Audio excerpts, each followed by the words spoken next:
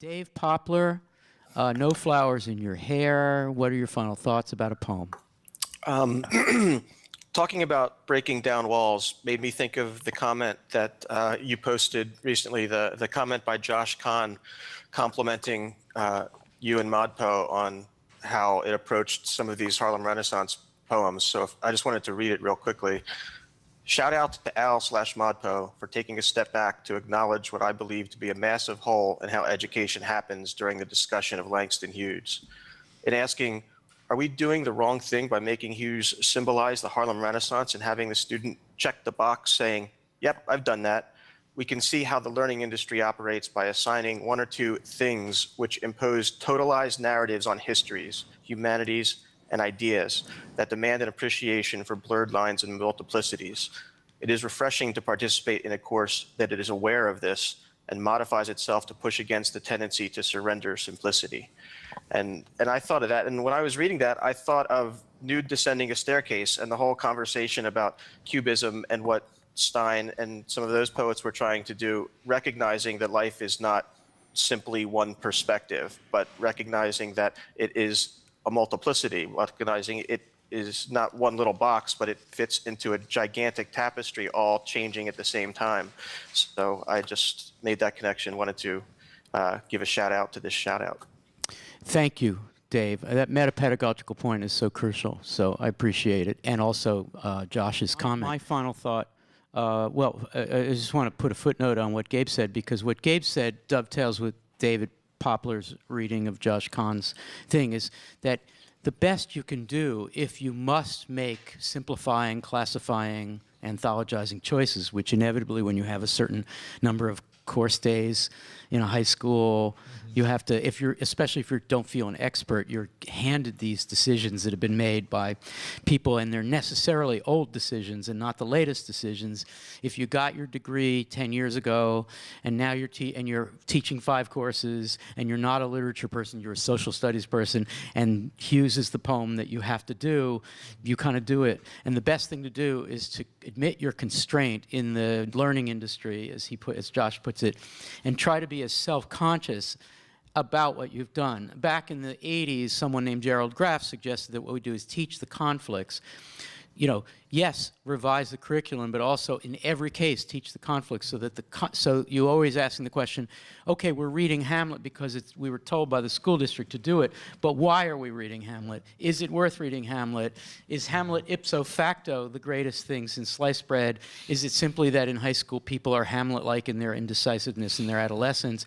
Is that it? Well, let's talk about indecisiveness in adolescence. And what Josh is saying basically is that we keep piling on our own doubts about why Hughes, dinner guest me, has to stand for a certain classification of poetry.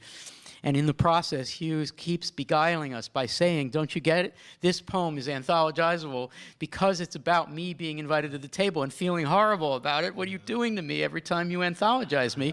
And I think McKay is doing, I prefer the Langston Hughes poem slightly to the McKay poem. McKay is saying the same thing. He says, here you go, anthologize this, you fuckers, right?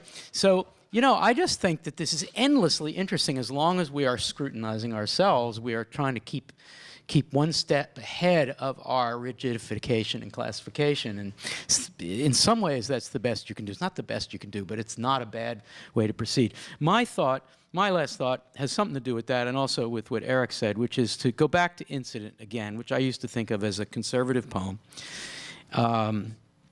About racial politics and about trauma induced by racist hatred.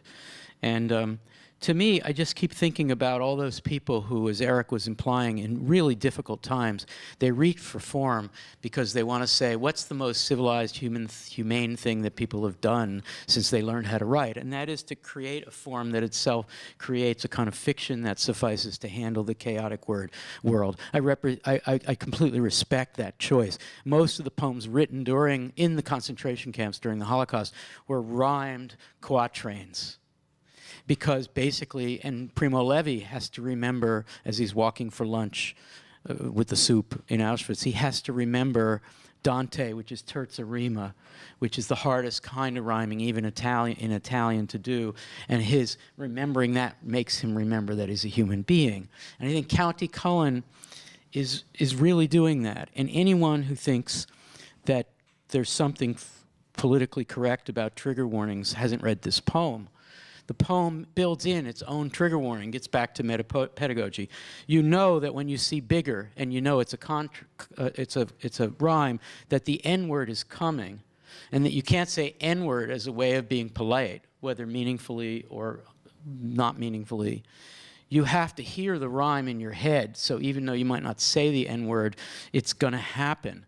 And the poem is about the triggering of a lifelong trauma of remembering that one moment. This is a poem that anticipates the importance of a trigger warning, and anyone who teaches that poem in American high schools now who has a half-decent sense of being a teacher, especially in a diverse classroom, needs to be able to say, we're going to do a poem that has the N-word in it, and even though it's in quotation marks, and even though I'm not, as your teacher, going to say the word, the rhyme makes you do it in your head, and we all have to do it, and we all have to reckon with the way that this poem, in a very sophisticated way, gets us to think about trauma induced by words. Words hurt. Words hurt.